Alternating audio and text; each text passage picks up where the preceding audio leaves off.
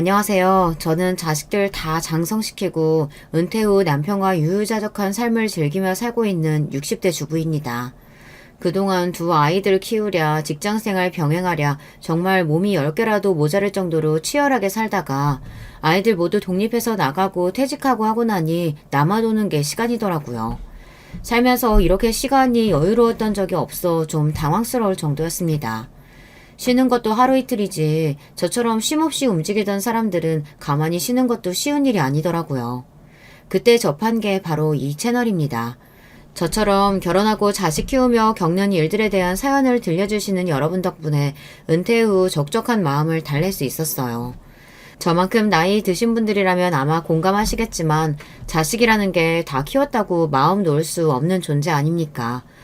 특히 자녀의 결혼이라는 큰 행사를 치르면서 아이를 직장에 들여보내기 전까지 한시도 긴장을 늦출 수가 없더라고요. 큰 아이인 아들 녀석 장가 보낼 때도 그랬지만 그보다 작은 녀석인 딸아이 결혼 문제로 속 썩을 일이 많았던 저로서는 정말 가슴 졸릴 일이 많았더랍니다. 결혼식장에서 도대체 이게 무슨 짓이야? 애는 어디 가고 댁만 나와서 이 게임판을 치는 거야? 남의 집 귀한 딸 못살게 들들 볶을 땐 언제고 이제 와서 댁이 뭐라고 내 딸을 찾아? 내가 당신같이 천박한 인간한테 내 딸 보낼 것 같아? 살면서 겪어온 일이 결코 적지 않다고 자부합니다만 단연코 전날만큼 제 인생에서 크게 화를 내본 적이 없습니다. 바로 딸의 결혼식 날이었죠. 마냥 행복하기만 해야 할 그날 한때 사돈이 되리라 생각했던 여자를 쥐잡듯 잡은 제 사연 한번 들어보시겠어요? 제 아이들은 아이들 어렸을 때부터 제가 직장 생활을 해서 그런지 찰나기 시작하면서부터 엄마 손 거의 안 타고 자기 할 일 척척 해내는 독립적인 성향으로 자라났습니다. 엄마 입장으로서는 참 대견하기도 하고 다른 집 전업주부 엄마에 비하면 항상 해준 것이 모자란 것 같아 안쓰럽고 미안하기도 해요. 아들 녀석은 대학 입학하면서 바로 학교 근처에 자취를 시작해 독립해 나갔고요. 2살 터울인 딸아이 역시 대학 입학을 앞두고 독립하고 싶다는 의사를 밝혀왔습니다. 두 녀석 모두 독립심이 너무 강해서 예상하지 못한 일은 아니었으나 아무래도 세상의 험한 꼴을 너무 보고 살아온 나이든 엄마이다 보니 아들 독립시킬 때랑 딸아이 보낼 때랑 마음가짐이 좀 다르더라고요. 걱정이 많은 저를 보고 저희 딸은 그저 이렇게 말했습니다. 엄마 입장에서야 걱정하는 거야 알지만 솔직히 집에서 다니나 독립해서 학교 다니나 각자 바빠서 얼굴 보기 어려운 건 마찬가지인데 뭐가 그렇게 다른지 잘 모르겠어. 엄마 입장에서 할 말이 없더라고요. 딸아이 말이 틀린 게 없었거든요. 남편도 은근히 저를 부추겨 딸아이 독립을 말리고 싶은 눈치였으나 평소 신경을 많이 못 써준 대신에 아이들 의사를 더 존중해주려 노력했던 것이 저희 부부 교육관이었으므로 결국 딸아이 독립을 허락할 수밖에 없었습니다. 딸아이 말 맞다나 각자 사는 게 바빠서 그런지 아이들 독립시키고는 작정하고 불러 모으지 않는 이상 시간 맞춰 다 같이 얼굴 한번 보는 것도 쉽지 않더라고요. 아직 퇴직 전이어서 여전히 바쁘긴 하지만 두 아이 다 떠난 집에 퇴근할 때마다 괜히 마음이 휑한 기분이었습니다. 어쩐지 내 작은 아이들이 이제는 너무 멀어진 것 같은 기분이 들었죠. 아들 녀석이 직장 잡고 생활이 안정되면서 결혼 의사를 밝혀오자 정말로 내 아이들이 우리 둥지를 떠난 것이 실감이 났습니다. 만나는 사람이 있다는 건 알고 있었지만 아들이나 딸이나 본인들 연애 이야기를 주절주절 늘어놓는 편이 아니어서 상대방에 대해 아는 것이 많지는 않았습니다. 하지만 요새는 자식 결혼시키면 남이라고 생각하고 사는 게 속 편하다면서요. 괜히 가깝게 지내보겠다고 이것저것 간섭하다가는 며느리 사위 미움 사서 자식들까지 척지게 되는 경우가 다반사라고요. 저 역시 주워들은 건 있어서 아들 개혼 때 딸 같은 며느리니 하는 제 입장만 생각하는 소리 말고 쿨한 시어머니로 살자 다짐했죠. 그래서 딸아이가 결혼하겠다고 했을 때도 아들 때처럼 아이들을 위해 일정한 거리를 두자고 생각했어요. 처음 아들 결혼할 때 그런 다짐을 했을 때는 내심 섭섭한 마음이 없지 않았는데 막상 그렇게 살아보니 나쁘지 않았습니다. 최대한 담백한 고부 관계를 유지하려고 노력했더니 오히려 그게 며느리 경계심을 풀게 하는 데 도움이 되었던 모양인지 고맙게도 먼저 살갑게 다가와주는 며느리 덕에 결혼 전보다도 아들 얼굴을 더 자주 볼 수 있게 되었죠. 아무래도 딸은 더하겠죠. 요새 인식이 많이 바뀌었다지만 그래도 며느리와 사이 대하는 건 차이가 있을 수밖에 없으니까요. 평소 똑부러진 아이이니 맹탕인 놈을 데려올 거라고 생각하지 않았기에 딸아이 결혼 문제는 전적으로 딸과 예비 사이의 의사를 따르리라 생각했습니다. 늘 자기 일을 알아서 척척 해왔던 딸에게도 결혼이란 쉽지 않은 문제인 모양이었어요. 좀처럼 먼저 도움을 요청하는 일이 없는 아이인데 결혼 준비하면서 저한테 먼저 이것저것 물어오는 일이 많더라고요. 딸아이는 바쁜 엄마 귀찮은 일 늘리는 것 같다며 미안했지만 정작 저는 신이 났습니다. 손갈 일이 적었던 아이한테 비로소 엄마로서 도움이 되는 것 같아 기뻤죠. 그런 저를 보고 딸아이도 생각이 많아진 것 같았습니다. 내 딴에는 엄마 늘 바쁘시니까 내가 다 알아서 하는 게 엄마 돕는 건 줄 알았는데 지금 와서 생각해보면 내가 엄마한테 너무 무심했다 싶어. 다른 집 딸들은 엄마한테 그렇게 살갑게 군다고 하던데 나야 애교도 없고 엄마한테 먼저 살갑게 군 적도 없는 것 같고 시집간다고 생각하니까 엄마랑 해본 게 너무 없어서 미안하더라고. 미안해도 엄마가 미안해야지. 엄마가 바쁘다는 핑계로 민영이한테 신경을 너무 못 써줘서 엄마가 항상 미안해. 그러니까 엄마 귀찮게 군다고 생각하지 말고 필요한 거 있으면 엄마한테 다 해달라고 해. 우리 딸은 충분히 그럴 자격 있어. 멋쩍게 웃는 딸아이를 보며 그동안 의도치 않게 딸과 서먹했던 감정이 사르르 풀리는 듯 했습니다. 결혼을 앞두고 딸도 얼마나 생각이 많았겠어요.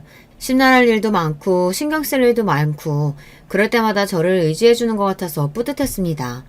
양가 상견례를 통해 딸아이 시부모님이 되실 분들을 처음 만나는 날은 저도 답지 않게 긴장이 많이 되더라고요. 이미 아들을 결혼시킨 바 있지만 제가 시부모가 되는 입장이랑 딸아이 시부모가 될 분들을 만나는 입장은 다르더라고요. 이러니 저러니 해도 아직까지는 처가보다는 시댁 입김이 센 편이잖아요. 우리 딸 한 번 더 예쁘게 봐주십사 하는 마음에 예비 사돈에게 잘 보이고 싶은 마음도 더 컸고요. 아이 시아버지가 되실 분은 성격이 점잖으신 것 같았습니다. 저희 말에 호의적으로 호응하긴 했지만 원래 말수 자체가 많은 분은 아니신 것 같았어요. 말수가 많은 쪽은 아이 시어머니 될 분이셨죠. 우리 형우는 외동이라 이번 결혼이 저희 집은 처음이자 마지막 결혼식이 되겠죠. 그러다 보니 제가 자식 결혼에 대해서 이것저것 기대치가 많은 편이에요. 이왕이면 남 부끄럽지 않게 결혼식 치러서 잘 보내고 싶기도 하고요. 뭐 그 마음이야 이해합니다만 그래도 상견례에서 시어머니 될 사람이 결혼에 대한 기대치가 많다고 대놓고 말하는 건 상대 부모 입장에선 참 부담스러운 일입니다. 뭘 어떻게 기대한다는 건진 모르겠으나 저희 쪽에 어지간히 요구하는 바가 많겠다 싶어 심장이 덜컥 내려앉는 기분이더라고요. 아이를 먼저 들여보내고 남편과 돌아오는 차 안에서 불길한 마음이 가시질 않았습니다. 상견례 내내 조잘조잘 떠드는 예비 안사돈 때문에 정신이 하나도 없었어요. 덕분에 처음 뵙는 사돈 내외라고 어색할 겨를은 없었습니다만 아무래도 딸 시집 보낼 때 가장 신경 쓰이는 자리가 시어머니 자리이다 보니 여러 가지 생각이 안 들 수가 없었습니다. 잠깐 본 것만으로 평가하는 게 경솔할 수는 있으나 상견례 자리에서까지 나서는 걸 좋아하던 예비 안사돈을 보니 그 기세에 저희 딸이 눌리지는 않을까 걱정도 됐고요. 한마디로 예비 안사돈의 첫인상은 어떤 모임에서든 자기가 가장 주목받는 사람이 되어야 하는 사람처럼 보였습니다. 그날의 주인공인 딸과 예비 사이에 대한 말보다 처음 보던 예비 안사돈의 신변잡기에 대해 귀가 따갑도록 듣고 나오다 보니 자연스레 그런 생각이 들더라고요. 여보, 안사돈 되실 분 말이야. 하나뿐인 아들 개운이라고 어지간히 기대하시는 게 많은 것 같던데 괜찮을까? 우리 다 아들 장가 보내봤지만 보통 신랑 쪽에서 결혼식 가지고 그런 경우는 드물잖아. 시어머니 자리는 되도록 무난한 사람이 좋은데 너무 별난 거 아닌가 싶기도 하고. 사람 한 번 보고 알 수가 있나. 차차 두고 보면 알게 되겠지. 평소 언사에 신중한 남편 입에서 저 정도 발언이면 남편 역시 저와 생각이 크게 다르지 않다는 거였습니다. 어찌되었든 첫인상이 그리 좋지 않다는 건 인정한 거나 다름없으니까요. 부디 짤자식 시집 보내는 부모의 괜한 기우이길 바랬죠. 상견례 치르고 얼마 지나지 않은 주말 오랜만에 딸아이가 본가에 들렸습니다. 결혼 준비하느라 생각할 것들이 많아 그런지 며칠 새 수척해진 모습에 마음이 안 좋았어요. 이것저것 음식을 앞에 밀어줘도 좀처럼 잘 먹지 못하던 딸이 입을 열었습니다. 엄마, 오빠 결혼할 때 새언니가 예단을 해왔었나? 예단이라고까지 하기는 좀 과하고 그래도 엄마 아빠랑 너 결혼식에 참석할 때 옷에 입으라고 봉투는 보냈지. 너희 오빠 결혼할 때 엄마 아빠한테 거의 손 안 벌리고 둘이서 신혼집이면 혼수면 한다고 하길래 우리도 우리한테 따로 돈 쓸 거 없다고 얘기했는데 그래도 그냥 넘어가긴 그랬는지 네 새언니가 준비를 했더라고. 그럼 통상적으로 얼마나 준비하는 게 맞아? 왜 안사돈이 예단 해오라고 하시던? 솔직히 제 입장에선 저쪽 집안에서 예단을 요구할 거라고 생각을 못했습니다. 예비사위와 딸이 신혼집을 거의 반반 부담하기로 했거든요. 안에 들어갈 가전도 나눠서 부담하기로 한 걸로 알고 있고요. 보통 예단 요구하는 건 신랑 측에서 신혼집을 해오거나 하다못해 전세금이라도 책임지는 경우에 하지 않나요? 사실상 딸아이의 결혼은 반반 결혼이라고 해도 과언이 아니었습니다. 예비사위가 자기 본가에서 금전적 도움을 받기로 했는지까지는 아직 들은 바 없었으나 딸아이는 결혼하겠다는 의사를 밝힐 때부터 자기가 차곡차곡 저축한 돈으로 작게나마 본인들 힘으로 시작하고 싶다고 이미 못을 박았습니다. 그런 경우에는 보통 양가 집안 모두 그 이상의 부담을 주지 않으려고 예단을 비롯한 다른 것들은 생략하는 경우가 많죠. 저 또한 당연히 그렇게 생각하고 있었고요. 그건 딸아이도 역시 마찬가지였는지 제 예비 시모의 요구에 혼란스러운 기색이 역력했습니다. 옛날이야 이불이며 살림살이 무직접 마련하는 게 예단이었다지만 요새는 그렇게 하는 사람은 드물고 거의 돈봉투라고 봐야지. 엄마도 오빠 결혼 때 딱히 예단비 받지는 않아서 자세히는 몰라도 엄마 친구들 얘기 들어보니까 보통 신랑 쪽에서 집해오면 그 10분의 1선에서 예단비 받는 게 일반적이라고 하긴 하더라. 왜? 안사돈께서 따로 요구하신 예단 목록이 있어? 차라리 대놓고 그런 거라도 주시면 내가 감이라도 좀 잡겠는데 딱히 그런 건 없더라고. 그래도 우리 집안 개혼인데 집안 어르신들한테 기본적인 대접은 해야 하지 않겠느냐고 말씀만 하셔서 그게 어느 정도 수준인지 모르겠어서 난감하네. 그러게. 그건 요구하는 쪽에서 어느 정도 선을 얘기해주는 게 편한데. 그런데 그런 거 일일이 말하는 건 민망스럽게 생각하시는 분들도 많긴 하거든. 엄마랑 생각을 좀 해보자. 반반 결혼시키는 판에 예단 요구받았다는 딸의 말에 솔직히 심기가 편치는 않았습니다만 저쪽에서 대놓고 요구한다는데 안 하기도 참 그랬어요. 괜히 시작부터 귀한 딸 밉보이게 하고 싶진 않았으니 저희가 할 수 있는 한에서 최선을 다해서 준비해주자고 생각했습니다. 그리고 얼마 지나지 않아 딸아이가 제 예비 신랑과 웨딩드레스를 보러 가기로 했습니다. 딸애가 웨딩드레스 입은 모습이 얼마나 예쁠까 기대가 되었어요. 그러나 웨딩샵에 두 사람을 따라갈 생각은 하지 않았습니다. 처음 웨딩드레스 입은 모습을 확인하는 건 아무래도 단둘이 있는 게 좋잖아요. 저희 딸 성격이 그런 로망 챙길 만한 성격은 아니었으나 그래도 평생에 한 번 하는 결혼인데 남자라는 로망은 다 이뤄봤으면 했습니다. 그리고 그런 자리에 부모가 따라가는 것도 좀 주책 맞죠. 여러 번 입어보고 결정하기 어려워 조언을 구하면 또 몰라도 그런 자리에는 나이든 부모보다는 친구들과 함께 가는 게 일반적이기도 하고요. 그래서 그날 일을 하면서도 딸아이가 얼른 인증샷을 보내주기만을 기다렸습니다. 그런데 분명 웨딩샵에서 피팅을 해본 다음 사진을 보내주겠다며 호언장담을 했던 딸인데 그날 퇴근할 때가 다 되도록 딸아이에게서 연락이 없었습니다. 혹시 드레스 고르다가 둘이 싸우기라도 했나 싶어 슬슬 걱정이 되던 차에 딸한테서 전화가 왔습니다. 딸, 왜 이렇게 연락이 없었어? 드레스는 잘 입어봤어? 엄마, 나 지금 집에 가도 돼? 딸아이 목소리가 착 가라앉아 있었습니다. 좀처럼 감정 기복이 심하지 않은 아이로서는 흔치 않은 일이었어요. 무슨 일이 있긴 있었구나 싶어 얼른 집으로 오라고 했죠. 오늘 드레스 피팅하는데 어머님이 오셨어. 이게 무슨 소린가 싶었습니다. 그러니까 저희 딸한테 이런 방구도 없이 제 신랑이랑 처음 드레스 보러 간 자리에 예비 안사돈이 나왔다는 거였습니다. 그 자리에 저라도 같이 있었으면 또 몰라. 딸아이 입장에서 얼마나 당혹스러운 일이었겠어요. 이런 경우는 듣도 보도도 못했어요. 황당해서 저도 모르게 목소리가 높아졌습니다. 안사돈이 왜 오셨대? 김서방은 뭐라는데? 집에서 나오는데 어머님이 자기도 웨딩드레스 구경하고 싶다고 하시더라면서 모셔왔다는 거야. 나한테 한마디 상의도 없이. 분통을 터뜨리는 딸아이를 보며 저 역시 가슴이 답답해졌습니다. 아무리 남자들 생각이 여자들하고는 다르다지만 그 정도 눈치 없는 예비사위 역시 못마땅하게 느껴졌죠. 아니 그 자리에 자기 엄마만 떡하니 모셔오면 딸 입장에서는 시어머니 품평당하는 기분이 당연히 들지 않겠어요. 결혼을 앞둔 두 사람의 로맨틱한 순간을 그렇게 배려 없이 망쳐버리니 생각 없는 예비사위 모자에게 화까지 나려고 하더라고요. 자기 집은 어릴 때부터 아주 가정적이었다는 말이 그저 가족들 사이가 좋다는 말인 줄만 알았는데 보면 볼수록 그 사람 마마보이인 것 같아. 쇼핑할 때도 그렇고 옷 골라주는 것도 어머님이 해주신다는 소리 들었을 때 우리 집은 그런 분위기가 아니니까 가족 간의 사이가 좋은 집이면 저러나 보다 하고 넘어갔는데 지금 생각해보면 자기 엄마 말이라면 그저 끔뻑 죽는 것 같아. 저 사람 매번 저런 식으로 행동하면 그때마다 나 속 터져서 어떡해 엄마? 딸아이 성격에 저렇게 터뜨릴 정도면 그간 어지간히 쌓인 게 많았다는 소리였습니다.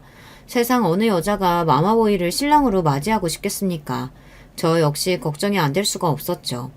생각해보니 전에 예단비에 관한 이야기가 나왔을 때도 그랬어요. 자기랑 거의 같은 돈 쓰면서 같이 집해오는데 예비 사이가 막으려면 얼마든지 미리 막을 수 있는 거 아니겠습니까? 애초에 저쪽에서 저희 쪽에 당당하게 예단비 요구할 입장은 아닌데 말이죠. 어쩐지 상견례에서 예비 안 싸던 첫인상을 보고 느꼈던 불길했던 예감이 하나 둘 들어맞는 것 같아 불안해졌습니다. 저까지 생각하는 그대로 말했다간 정말로 딸아이가 불안해할 것 같아 원래 결혼 준비하면서는 생각지도 못했던 이런저런 갈등이 생기기 마련이다. 이렇게 애써 딸을 달래서 보냈습니다. 그리고 저녁에 자려고 누웠는데 도저히 잠을 잘 수가 없더라고요. 사람이 하나를 보면 열을 안다고 하지 않습니까? 결혼 전부터 며느리 될 아이에게 저리 진상을 떠는데 결혼하고 나서는 대체 어떤 상상을 뛰어넘는 일들이 벌어질까 눈앞이 아찔했습니다. 아까 딸아이가 했던 말이 계속 머릿속을 맴돌았어요.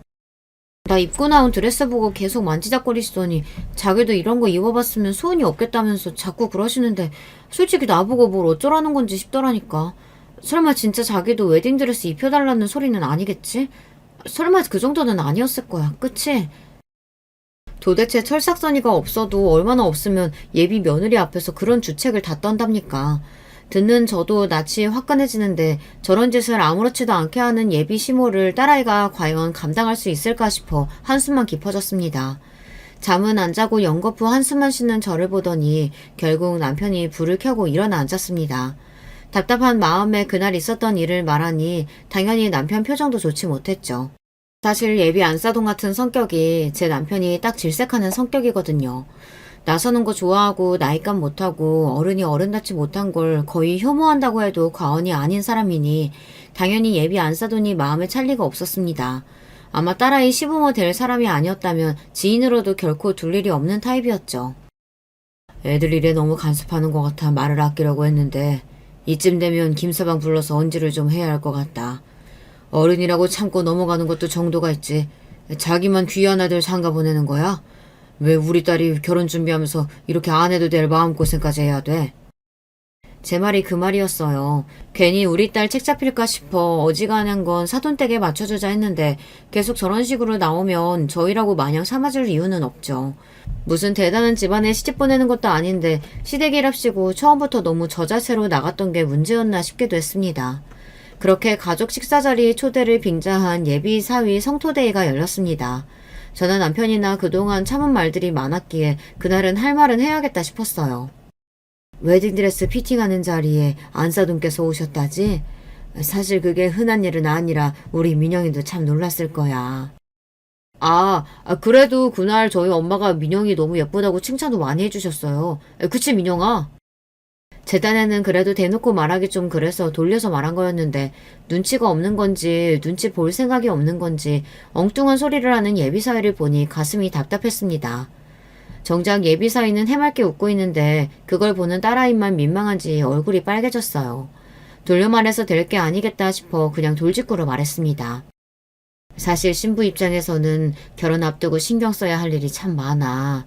자네가 어떻게 생각하는지 모르겠지만 안사돈께서 하시는 행동이 일반적이진 않으셔서 우리가 당황할 때가 참 많네. 대놓고 말하자 그제야 분위기를 읽은 모양인지 예비사위가 겸연쩍어 하더군요. 거의 입에 떠 먹여줘야 알아먹는 걸 보니 앞으로 결혼해서 우리 딸 속이 말이 아니겠다 싶어 머리가 지끈거렸습니다. 얘기가 나온 김에 꼭 해야 할 말도 있었어요. 그리고 예단비 말인데 솔직히 우리 입장에서는 생각을 못해서 어떻게 준비해야 할지 난감하네. 안사돈께서 요구하신 거라고 하니 어느 정도 수준으로 원하시는지라도 언지를 좀 주시면 좋을 것 같은데. 말 그대로 현금 봉투를 원하시는 건지 현물을 원하시는 건지도 알아야 준비를 하지. 이제 식 석 달도 안 남았는데. 제 말에 딸아이의 표정이 급격히 어두워졌습니다. 이젠 또 무슨 일인지 겁이 나서 물을 엄두도 나질 않았어요. 딸아이가 떨떠름한 표정으로 말했습니다. 엄마, 며칠 전에 어머님 명품백 해드렸어. 이건 처음 듣는 소리였어요. 딸아이가 웨딩샵 일로 한껏 쏟아내고 간 지 며칠 되지도 않았는데 그새 또 사건이 터진 모양이었습니다. 아니, 언제? 며칠 전에 혼수 가전 보러 갔는데 어머님도 나오셨더라고. 말하는 걸 보니 이번에도 미리 얘기 안 하고 예비사위가 제 엄마를 달고 나온 모양이었습니다. 이쯤 되니 예비사위도 일부러 저러는 건가 싶을 지경이었어요. 그러니까 아들 며느리 혼수 준비한다는데 백화점까지 쫄래쫄래 쫓아와서는 그 자리에서 명품백까지 받아 챙겼다는 거잖아요. 뭐 그렇게 대단하게 내세울 거 있는 아들이라고 아들 팔아 한미천 잡기라도 할 심산이랍니까? 저도 모르게 소리쳤습니다. 그런데도 또 예단비를 요구하신다고? 제가 대놓고 말하니 예비사위가 민망해 하더라고요. 제 어미가 내 딸한테 명품백 받아 챙길 때도 저렇게 민망해했을까 싶어 기가 막혔습니다. 예비사위가 저희 내외의 눈치를 보며 주절주절 변명을 늘어놓았어요. 저희 엄마가 저희 집은 자식이라곤 저 하나뿐이니까 한 번 하는 거 제대로 갖춰서 해야 한다고, 안 그러면 집안 어른들한테 두고두고 욕먹는다고 하셔서요. 금액이 부담되시는 거면 저도 몰래 보탤게요. 너무 노여워 마시고 너그러이 이해해 주세요. 말끝마다 저희 엄마 아주 마마보이가 따로 없었습니다. 본인이 결혼 당사자 아닙니까? 자기는 자아가 없답니까? 이건 효자가 아니라 자기 어머니한테서 정서적으로 독립을 못한 것 같았습니다. 그리고 저희가 돈 한 푼 아쉬워 이런답니까? 애초에 서로 꿀릴 것 없이 동등한 입장에서 비슷한 금액 부담하며 하는 결혼에 요구하는 게 과하다는 게 문제인 거 아니에요. 제 어머니 잘못이 뭔지조차 제대로 이해하지 못하면서 저희 부부 자존심까지 긁는 발언을 했다는 건 생각하지도 못하는 것 같았습니다. 저 못 믿어온 인사에게 정말 저희 딸을 보내도 되는 건지 심히 걱정이 되었습니다. 연애할 때는 저 정도는 아니었는데 결혼 준비하니까 사사건건 자기 엄마가 어쨌다 저쨌다. 나도 당황했어. 예비사위를 먼저 보내고 급격히 어두워진 저희 부부 낯빛을 보고 딸아이가 눈치를 보며 기어들어가는 목소리로 말했습니다. 자기도 민망했겠죠. 저희 보기도 창피했을 거고요. 하고 싶은 말이야 굽이굽이 펼치면 해남 땅끝마을까지도 가겠으나 가장 속상할 게 딸아이였으니 쉽게 입을 떼기도 어렵더군요. 부디 자기 어머니 말 듣는 만큼 결혼해서 자기 아내 말도 잘 듣기를 바랬죠. 그러는 와중에 시간은 속절없이 흘러갔습니다. 벌써 결혼식이 한 달 앞으로 성큼 다가왔습니다. 그런데 이상한 점이 있었어요. 너희 시어머니 아직도 예단비 받는 날 미루시겠다니? 좀 천천히 하시자 하네. 아니 이제 결혼도 한 달도 안 남았는데 왜? 애초에 예단비 요구는 그쪽이 먼저 해놓고서는. 예비 안 사돈이 예단비 받는 날을 차일피일 미루고 있었습니다. 보통 예단비 보내는 기간은 통상적으로 2달에서 늦어도 한 달 전까지는 보낸다고 들었거든요.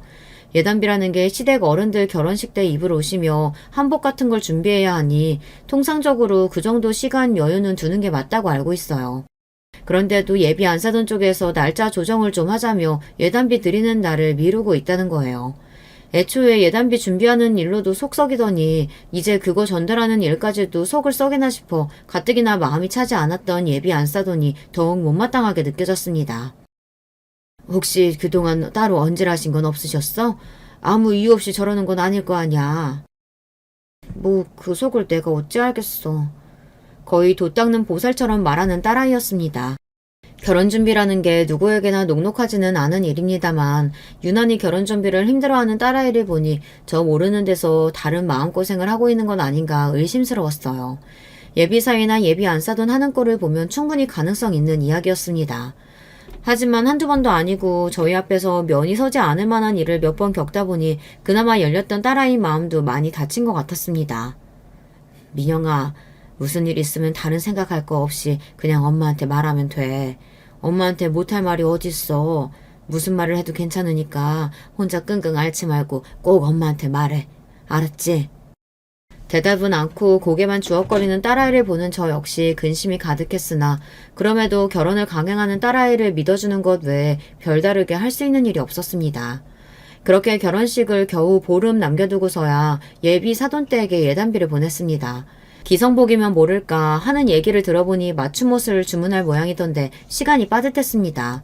아무리 예단비 보내는 게 양가 협의어야 하는 일이라 시댁에서 원하는 예단 받는 시기를 맞춰준다곤 하지만 별의별 걸로 다 줄다리기를 한다 싶어 피곤했어요. 뭐 그 속내를 아주 모를 것 같진 않았습니다. 기한 최대한 줄 테니 그동안 싹싹 긁어 모아서 예단비 최대한 많이 해와라. 뭐 그런 거 아니겠습니까? 하지만 오는 게 있어야 가는 것도 있는 거 아니겠어요. 저희 딸도 신혼집에 보태느라 여유 자금이 거의 남아있지 않았기 때문에 예단비는 우리가 준비해주마 했습니다. 정작 저희가 사돈 쪽에서 따로 받은 건 없었지만요. 저희가 준비한 예단비는 1,000만 원이었습니다. 그 정도면 사위 내외 결혼식 양복과 한복 새로 맞추고도 가까운 친척들 옷 한 벌씩 해드리는데 부족하지 않으리라 생각했어요. 그런데 예단비를 보내놓고도 잘 받았던 안부 인사 전화 한 통이 안 오더라고요. 속으로 괘씸했지만 이제 정말 결혼식이 며칠 남지 않았기에 긁어부스럼 만들지 않으려고 성질을 누르고 또 눌렀습니다. 그렇게 드디어 결혼식이 바로 하루 전으로 다가왔어요. 우리 딸이 내일이면 정말로 결혼을 하는구나 하는 생각에 종일 마음이 싱숭생숭하더라고요. 딸아이와 함께 마지막으로 같이 피부관리와 마사지를 받기로 약속이 되어 기다리고 있는데 아이가 좀 늦더라고요. 어디까지 왔나 전화를 걸었더니 받지 않길래 운전 중이가 있습니다. 그러고 한 10분쯤 지났을까 딸아이한테서 전화가 왔습니다. 그래, 어디쯤 왔어?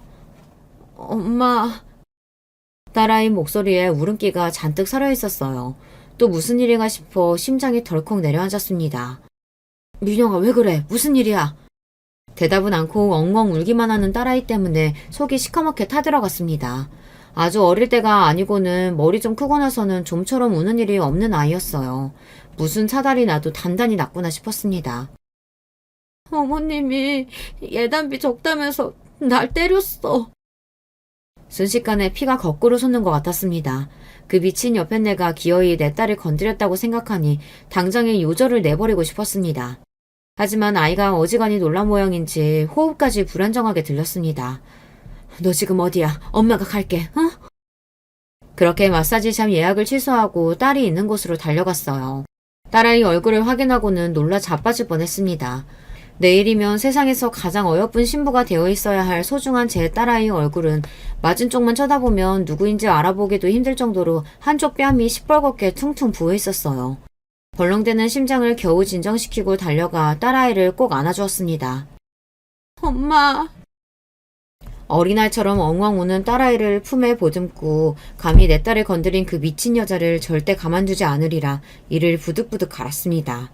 결혼 준비하는 내내 내 딸 마음고생을 그리 시키더니 감히 손찌검까지 해요. 이 옆에 내가 살기를 포기한 모양이다 생각했어요. 감히 누구에게 손을 댑니까?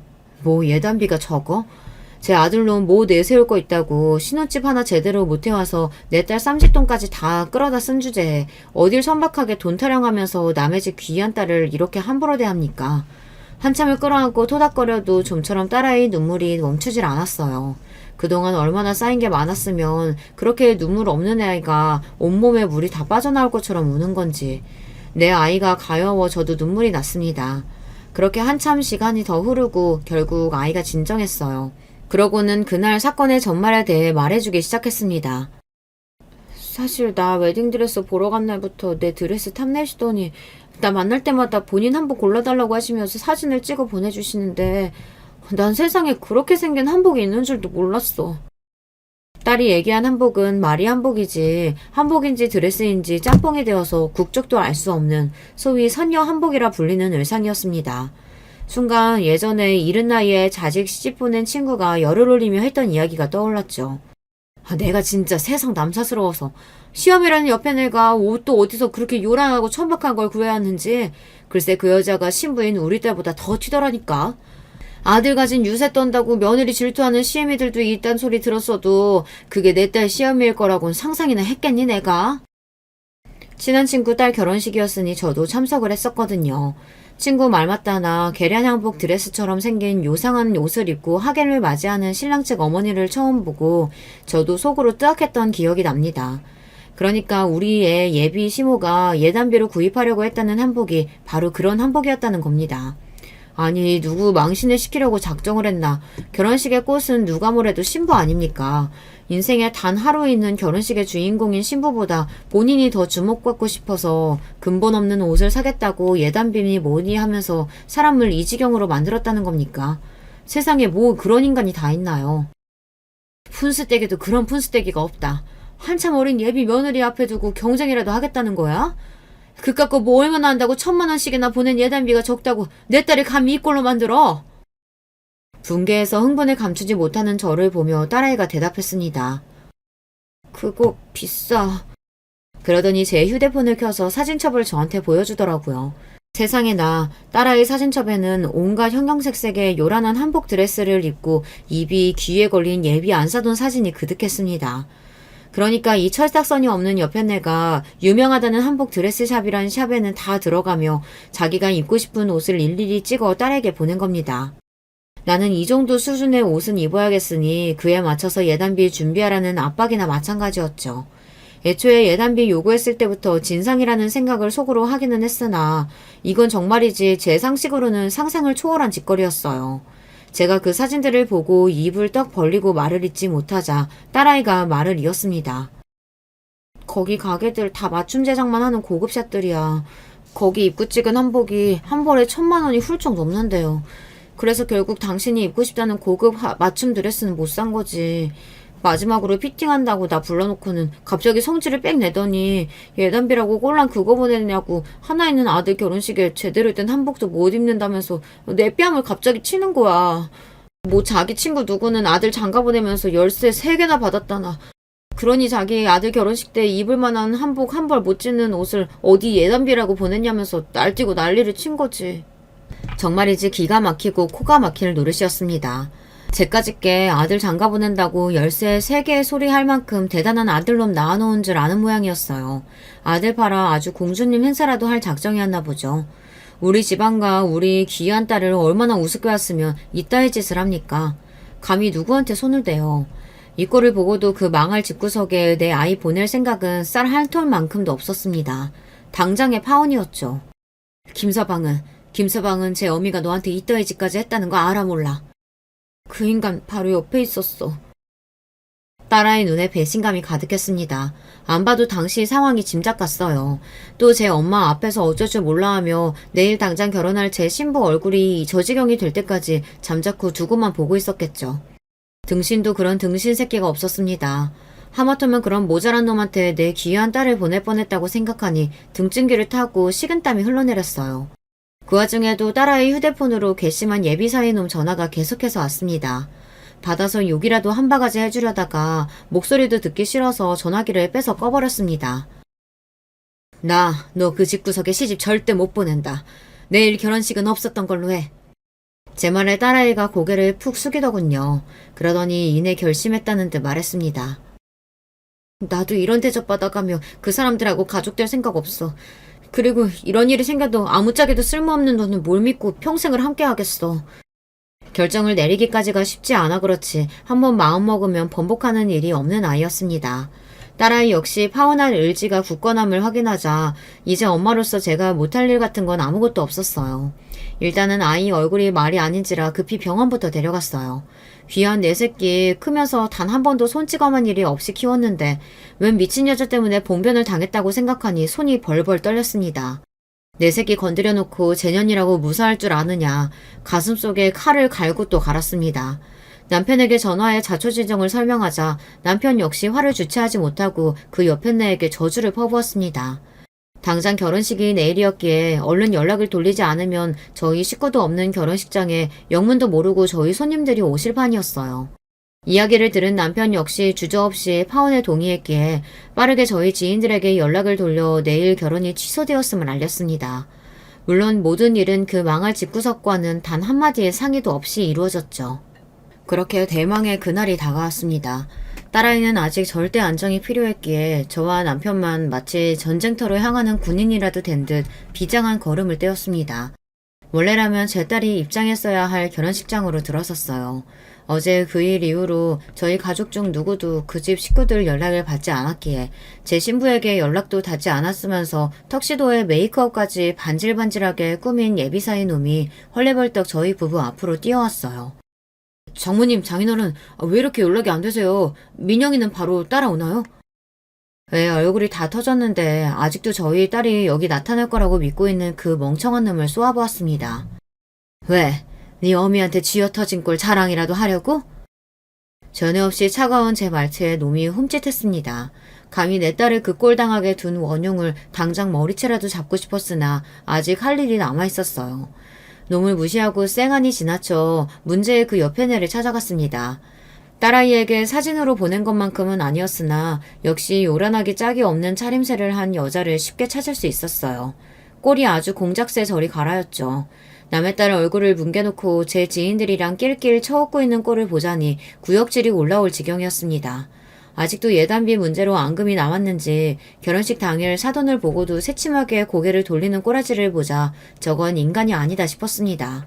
그 인간이 그러든지 말든지 저는 곧장 결혼식 단상으로 올라가 마이크를 잡았습니다. 오늘 결혼식은 없습니다. 원래대로라면 제가 신부 엄마이지만 저는 이 결혼 파토냈거든요. 제 말에 웅성거리던 식장 안이 한순간에 찬물을 끼얹은 듯 적막만이 가득했습니다.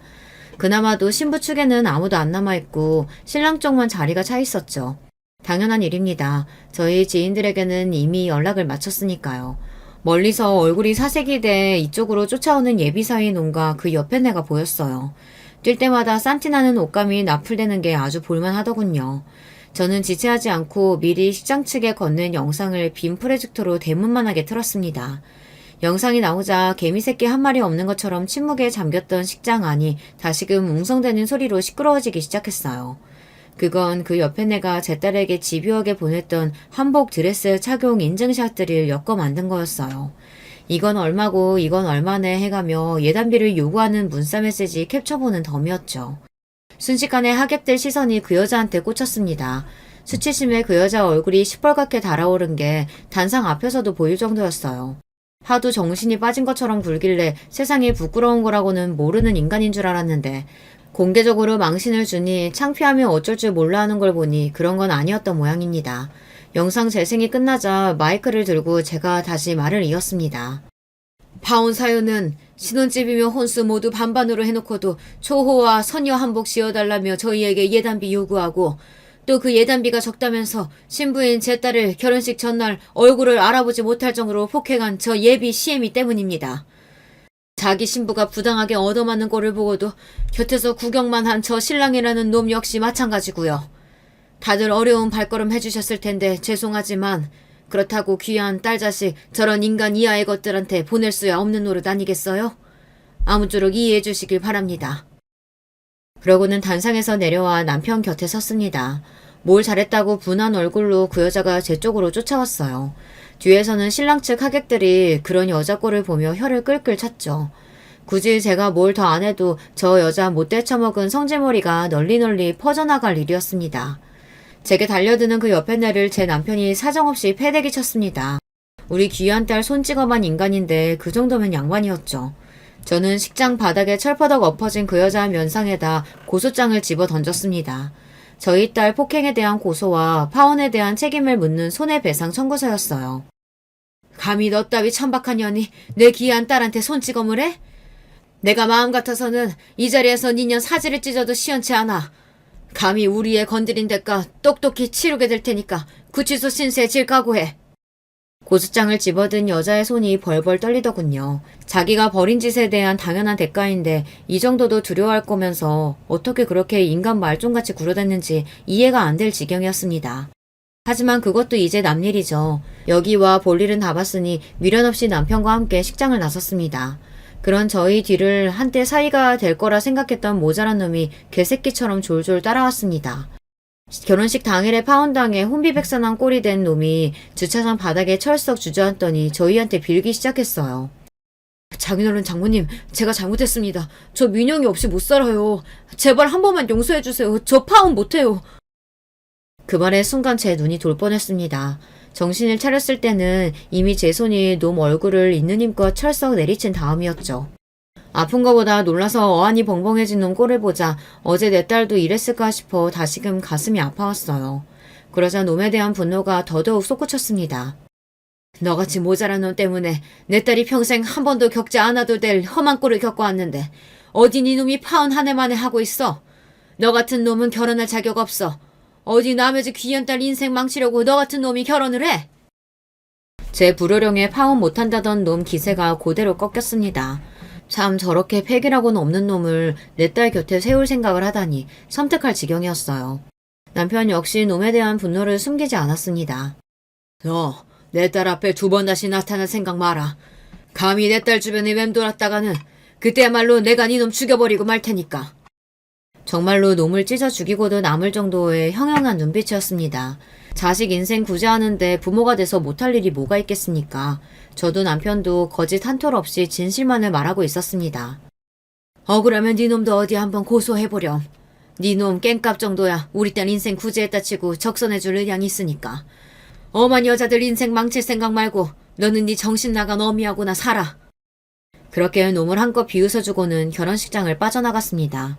이걸로 그 망할 집구석과는 영원히 안녕이었어요. 함께한 시간이 길지는 않았었지만 저희 가족 모두에게 이보다 더한 악연은 없었습니다. 여전히 분한 마음이 아주 가시지는 않았습니다만 그래도 저런 것들과 결혼으로 엮이기 전에 벗어날 수 있었다는 것을 천운으로 여기자며 서로의 다친 마음을 다독여 주었습니다. 제목이 폭행죄였기 때문에 전 예비 안사도는 형사적인 처벌도 피할 수 없었습니다. 얼마나 무식하고 우악하게 힘이 센 건지 겨우 뺨 한 대 쳤는데도 애 얼굴을 그 꼴로 만들었다고 생각하니 그날 그 여자 얼굴도 못쓰게 만들고 올 걸 그랬나 했으나 제가 정말로 그랬다면 더 속상해할 게 뻔한 딸아이를 생각하니 그 정도로 대응한 것도 잘한 일이다 싶었죠.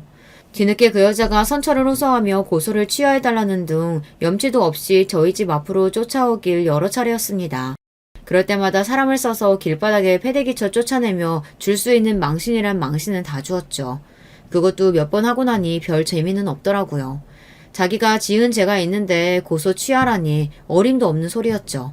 그래도 초범이라고 처벌이 징역까지 가지는 않았으나 집행유예로 호적에 빨간 줄은 남겼습니다. 아이 치료비며 정신적 손해배상이며 결혼하느라 썼던 자금들까지 싹 다 뽑고도 남을 정도로 넉넉하게 보상을 받을 수 있었습니다. 물론 문제의 예단비도 전액 돌려받았죠. 우리 딸 속을 그렇게 썩게 만든 돈이니 모조리 우리 딸 새 출발을 위한 자금으로 쏟아부을 예정입니다. 결과적으로 저한테 뺨 맞았다고 전 예비 사위놈이 저를 고소하는 일은 없었습니다. 자기의 의사와 상관없는 일방적인 파혼에 제 어미가 적지 않게 고생을 한 탓에 그 밴댕이 소갈딱지 같은 심보에 보복성이라도 고소를 하지 않을까 싶었거든요. 그래도 마지막 남은 일말의 양심은 있었던 모양인지 끝까지 고소는 안 하더라고요.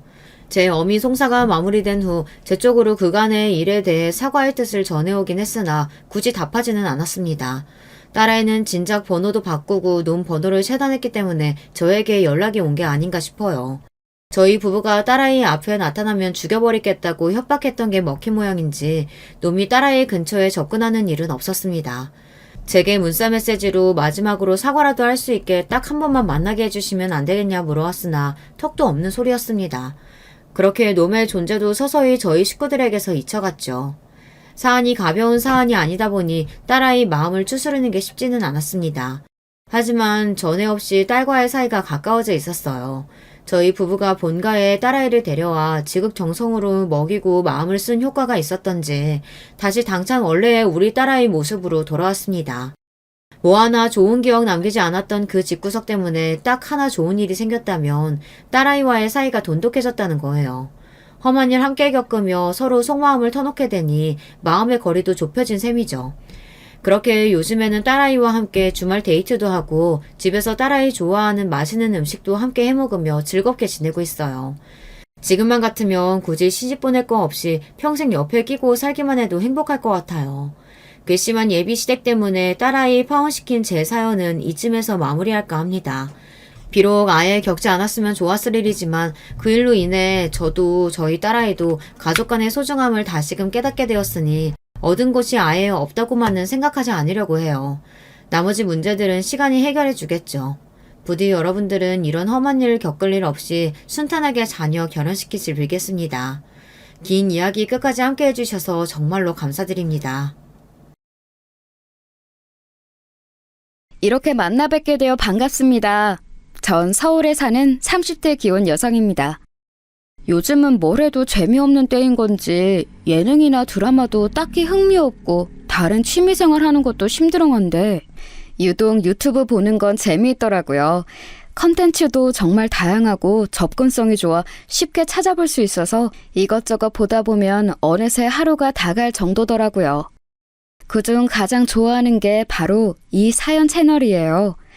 사람 사는 게 다 똑같다 하지만 사실 어떻게 그럴 수 있나요? 100명이면 100가지 이야기가 있듯이 저마다 사는 방식도 모양도 다 다른 법이죠.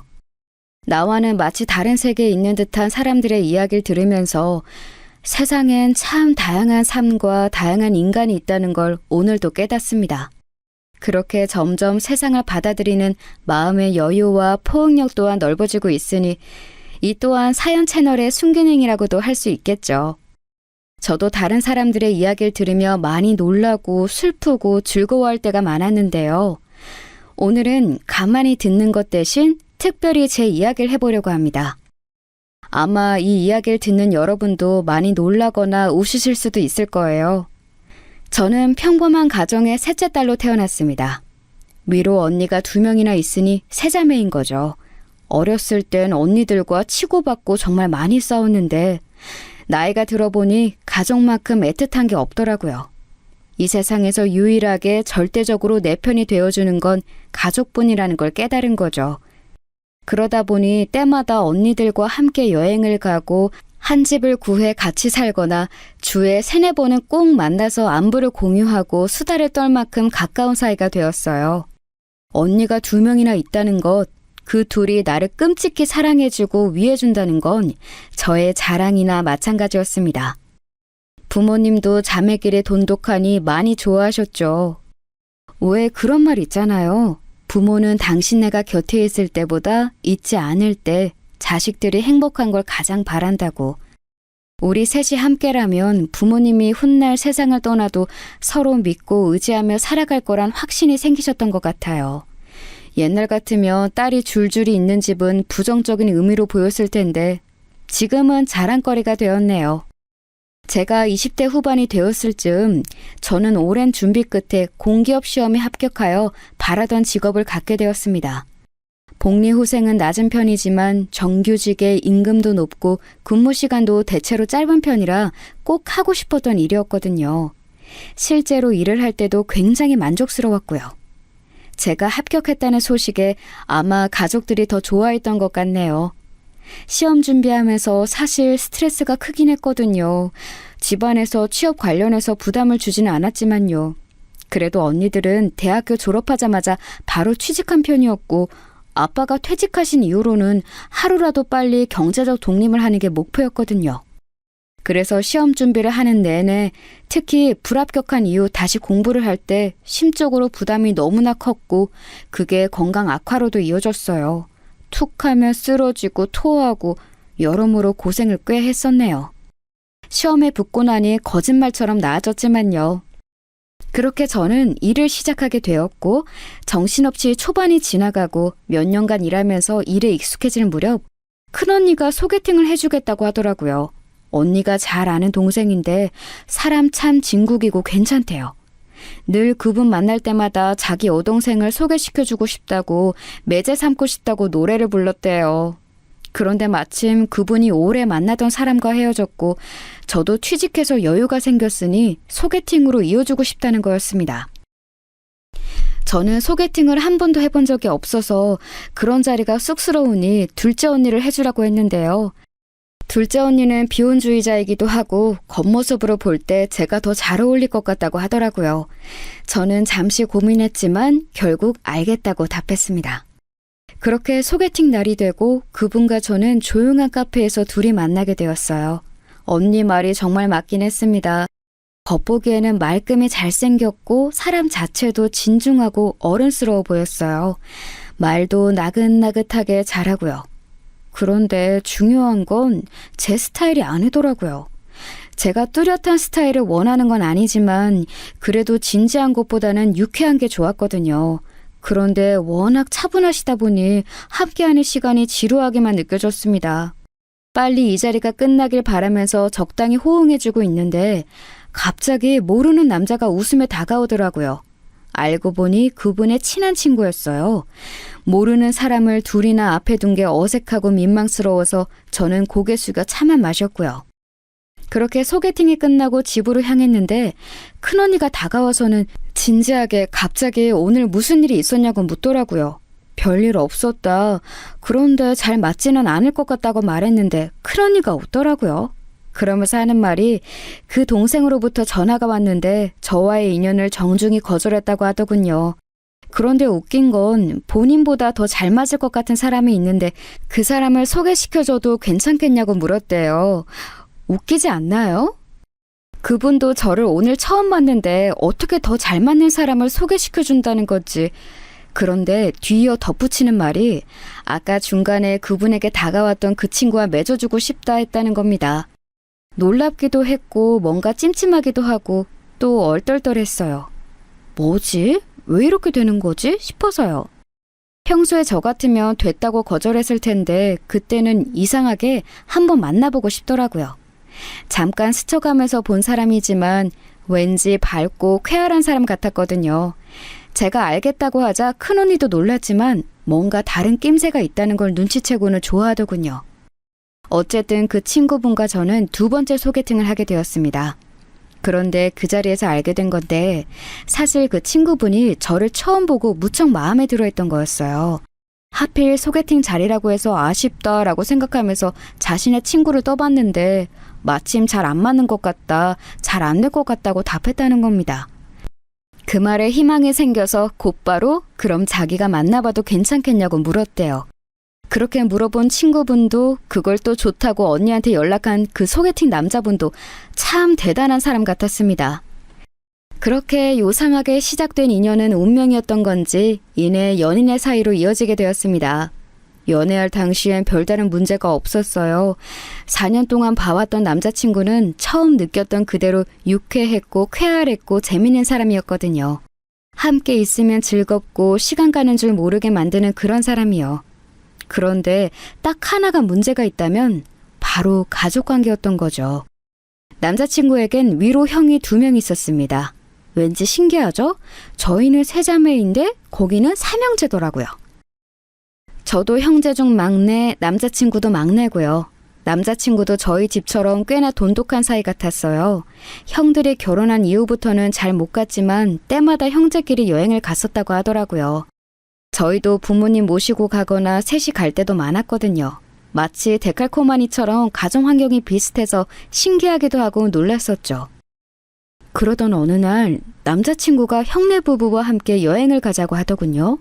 첫째 형과 둘째 형 모두 결혼하신 지 2년이 넘었어요. 장수 커플이라고 해도 저희만 결혼 안 한 사이니 어쩐지 좀 부담이 됐습니다. 그런데 남자친구는 형네 부부가 꼭 함께 하자고 했다며 형들은 자기보다 2-3살 정도밖에 차이 안 나서 세대도 비슷하니 별일 없을 거라고 합니다. 그러면서 형수들도 고지식하거나 싫은 소리 하는 사람들이 아니니 부담 갖지 말라고 하더군요. 그렇지만 전에 듣자 하니 남자친구는 형수들과 만난 게 몇 년 동안 2-3번밖에 없었다는데 말이에요. 뭘 믿고 그렇게 안심하라는 건지 모르겠더라고요. 결혼하기 전까진 절대 그 가족들을 만나면 안 된다고 언니들이 신신당부했거든요. 사람 일은 어떻게 될지 모르는 거고 괜히 확실치 않은 관계에서 아는 얼굴을 많이 만들어봤자 좋을 거 없다고요. 하지만 전 결국 남자친구의 꾀임에 넘어가게 됐습니다. 사실 남자친구와 결혼을 전제로 만나고 있기도 했고 그 집 식구들은 미리 만나보고 가족 분위기를 파악하는 것도 좋겠다 싶었어요. 그렇게 실제로 여행을 가서 만나게 된 남자친구의 가족들은 말로 딱 형용할 수 없지만 뭐라 해야 하나? 비범한 느낌이었습니다. 남자친구의 집안은 꽤나 잘 사는 편이란 걸 알고 있긴 했어요. 부모님도 형들도 전부 다 사업을 하고 있다고 했거든요. 다행히도 어려운 고비 없이 순탄하게 잘 해내고 있다고 했으니 그래도 사업적으로 성공을 한 상태겠죠. 그런데 유일하게 남자친구만 일반 회사원인 거죠. 그래서 알게 모르게 남자친구는 그 안에서 소외되는 분위기였고 남자친구도 그걸 알고 있다는 겁니다. 알지만 어쩔 수 없는 일이라 뭐라 할 수는 없다기에 그 말도 맞는 것 같아서 그냥 듣고만 있었죠. 그 이야기를 들으면서 좀 느껴지는 그런 기운이 있잖아요. 가족 내에서 남자친구의 위치가 낮은, 인정받지 못하는 것 같다는 생각이 들더라고요. 그렇게 쌓여간 추측을 눈앞에서 확인하게 된 게 바로 그 여행이었습니다. 처음 남자친구의 형들과 형수들을 만났을 때 느낀 첫인상은 심상치 않다는 거였습니다. 가만히 서서 그저 악수를 하는데도 알 수 없는 포스가 느껴지더라고요. 호락호락하지 않겠다는 느낌? 그런 거 있죠. 아무리 처음 본 사람들이라고 하지만 그래도 놀러간 자리니까 어려울 거 없다고 생각했거든요. 그런데 제가 생각한 그런 분위기가 아니더라고요. 마치 청문회 같기도 하고 회사에서 온 나들이 같기도 하고 첫째 형으로부터 둘째 형, 남자친구로 이어지는 조그마한 계급 사회를 보는 것 같았습니다. 그도 그럴 게 형들이 엄청 고지식하고 강압적인 겁니다. 남자친구가 막내라는 이유로 말만 하면 어린 네가 뭘 알아? 네가 잘 몰라서 그러는데 라는 말을 기본적으로 깔고 가더라고요. 고작 2-3살 차이 나는데 말이에요. 그 모습을 보며 아, 이래서 날 데리고 오라는 형들이 하는 말을 거절하지 못했던 거구나 싶었습니다. 자매만 있는 것과는 분위기가 완전 딴판이더라고요. 게다가 다들 사업하는 분이어서 그런 건지 그냥 성향 자체가 그런 건지 좀 사장님 마인드가 강하기도 했어요. 정말 손 하나 까딱 안 하면서 이거 해라 저거 해라 자꾸 시키는 겁니다. 펜션 잡고 야외 테이블에서 고기를 구워 먹는 거였는데 정말 저랑 남자친구가 장 보는 것부터 시작해서 상 차리고 고기 굽는 것까지 다 했습니다. 저는 오늘 처음 만나는 사람이었는데도 말이죠. 형수들은 둘이 딱 붙어 앉아서 야외에서 고기 굽는 건 잘 안 해봐서 모르겠다. 일하는 사람이 보통 해주는데 이런 데는 그런 거 없냐 같은 소리나 하고 있더라고요. 나중에 다 먹고 나서 치울 때도 다들 손 하나 깜짝 안 하고 앉아있기에 남자친구에게 눈치를 줬습니다. 끝까지 이럴 거냐고. 그제서야 남자친구도 더는 안 되겠는지 머쓱하게 웃으면서 저희가 설거지 할 테니 다 같이 그릇만이라도 옮겨달라 부탁하더라고요. 아, 누가 보면 우리 집 집들이라도 하는 줄 알았겠네요. 그날 정말 많은 이야기를 했는데 기억나는 게 별로 없네요. 제가 새로운 사람이어서 그런 건지 식구가 될 사람이라고 생각해서 그런 건지 잘은 모르겠지만 정말 길고 구체적으로 본인들의 이야기를 많이 했거든요. 그러다 보니 알 거 모를 거 다 듣게 됐죠. 대충 기억나는 건 그런 거였습니다.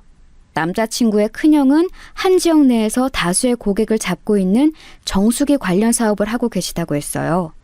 고객 유치도 꽤 많이 했고 이제는 한 달 동안 며칠만 일해도 큰 고정 수입이 들어올 정도라 하더라고요. 첫째 형수는 갤러리를 운영하고 있다고 했고요.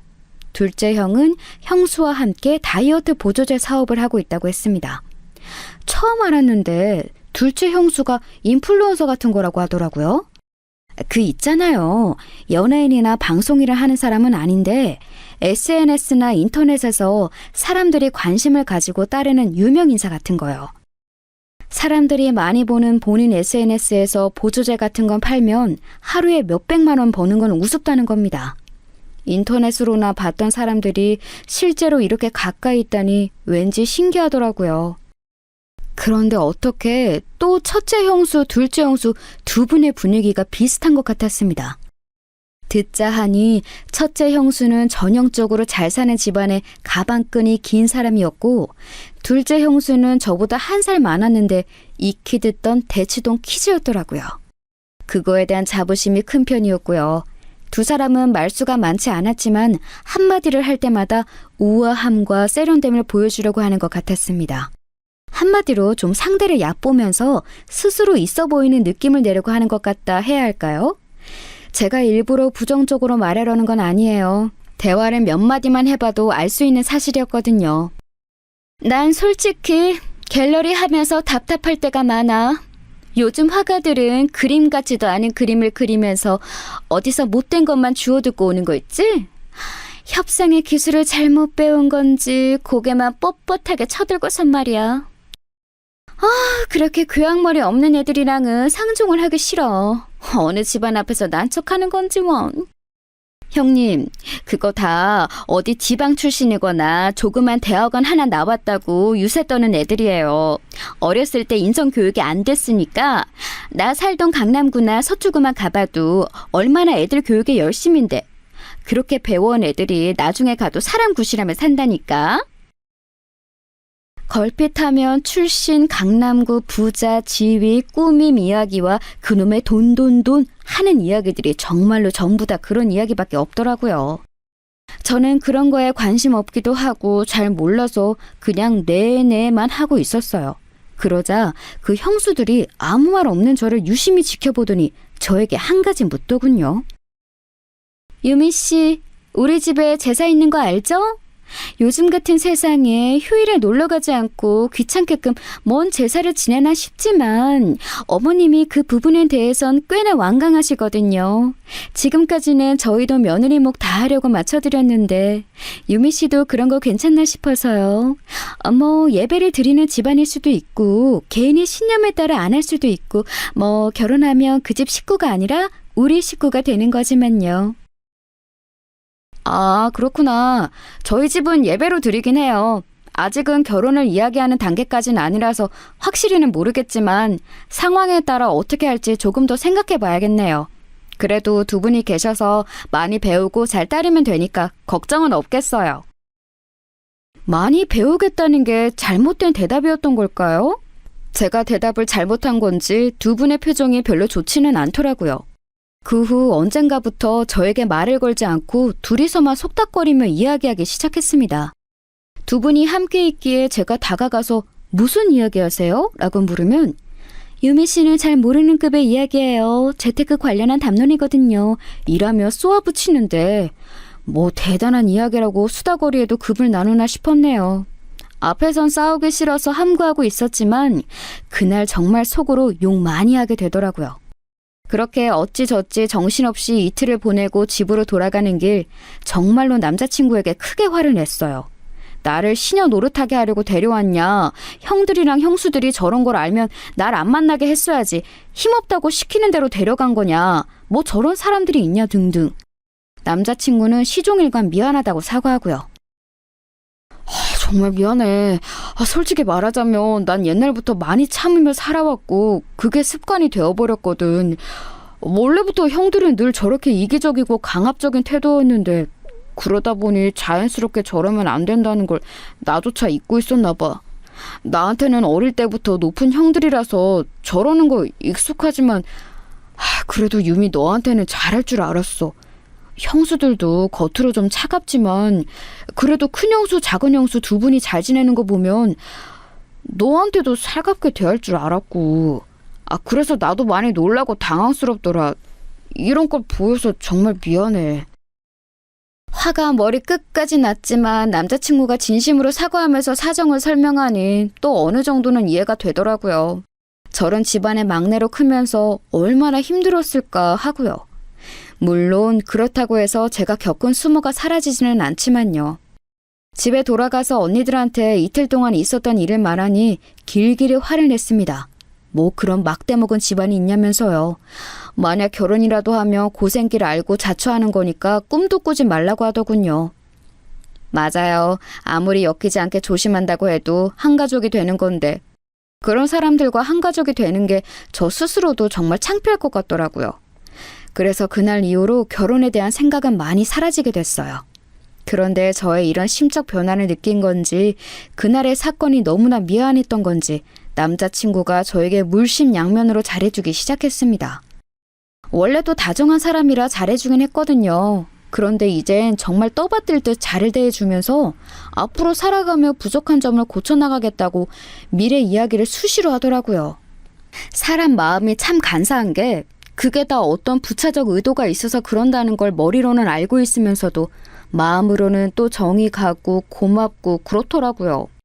그렇게 만남을 지속하다 보니 과거의 일은 희미해지고 지워져서 다시 또 결혼에 대한 생각이 슬그머니 들더랍니다.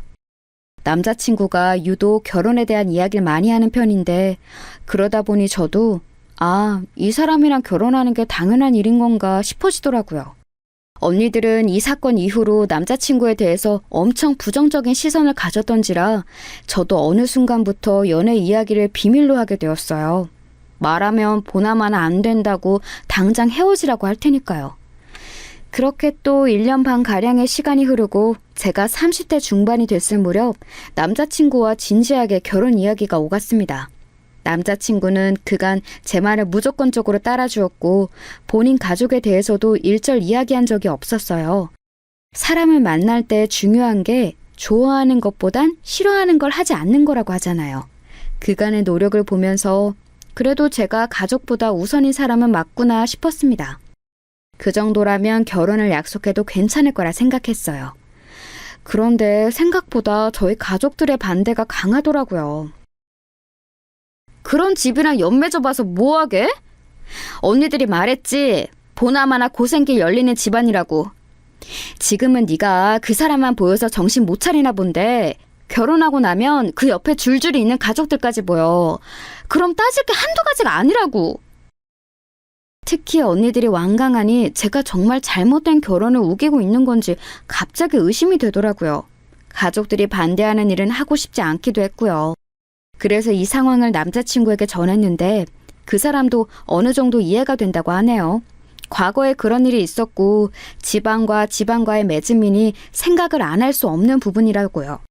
그러면서 본인이 직접 저희 언니들을 만나고 싶다고 하는 겁니다. 언니들도 그 잘난 얼굴이나 보자면서 흔쾌히 알겠다 했고 결국 넷이서 만나게 되었죠. 남자친구는 평소처럼 웃는 얼굴로 언니들을 맞이했고 자연스럽게 분위기를 풀어갔습니다. 언니들 표정은 남자친구를 잡아먹을 듯이 냉담했지만요. 그런데 남자친구가 꽤나 만반의 준비를 하고 왔더라고요. 인사말이 끝나자마자 언니들에게 무슨 종이 묶음을 하나씩 나눠주는 겁니다. 거기엔 남자친구의 신상, 가족관계, 가족들 정보, 집안 상황 등이 구체적으로 나열되어 있었어요. 이상한 사람처럼 주민번호도 적어놨더라고요. 다행히 맨 뒷자리는 안 적혀 있었지만 그걸 본 언니들도 적잖이 당황한 듯 보였습니다. 그러면서 남자친구가 하는 말이 걱정하시는 바 다 알고 있습니다. 지난번 일 때는 제가 많이 어리석고 생각이 짧아서 유미를 많이 힘들게 했지만 그 일로 인해서 저도 많이 달라지려고 노력하고 있어요. 유미와 결혼하게 된다면 우리 집안에서 절대 소외되거나 무시받는 일이 없도록 하겠습니다. 만약 그런 상황이 오면 제가 적극적으로 나서서 대신 소리 내도록 할게요. 전해드린 건 제 모든 신상 정보가 담긴 담보예요. 저도 제 이름 걸고 약속한다는 뜻입니다. 제가 유미에게 실수를 하거나 잘못을 할 때마다 하나씩 까발리셔도 돼요. 그렇게 되지 않기 위해 최선으로 잘할게요. 믿어주세요. 만나서 인사할 때까지만 해도 웃는 얼굴로 일관하던 남자친구가 본론을 이야기할 때는 웃음기를 싹 거두고 그 어느 때보다 진지하게 말을 이어갔습니다. 결혼하기까지 한 그 모습에 저도 많이 놀랍더라고요. 언니들은 얼마나 진심인 건지, 형들이 어디까지 간섭하는 편인 건지, 형수들은 얼마나 자주 만나는지 등등 신상 종이에 적히지 않은 것들에 대해서 이것저것 물어보았어요. 그때마다 남자친구는 솔직하게 그렇지만 걱정하지 않아도 되는 이유를 덧붙여 대답했습니다. 그 모습에 언니들도 어느 정도 수긍하게 된 것 같고요. 집에 돌아오면서 언니들은 결국 결혼을 허락해 주었어요. 직접 만나보니 그래도 괜찮은 사람 같고 미래에 대한 생각도 뚜렷한 것 같다고요. 다만 시댁 문제는 남자친구의 의지대로 움직일 수 없는 문제기에 여전히 걱정된다고도 했죠. 저도 물론 그렇지만 어쨌든 남자친구를 믿어보고 나아가 보기로 했습니다. 상견례를 하기로 한 날이었어요. 결혼한 분들은 아시죠? 상견례 날 얼마나 떨리고 긴장되는지.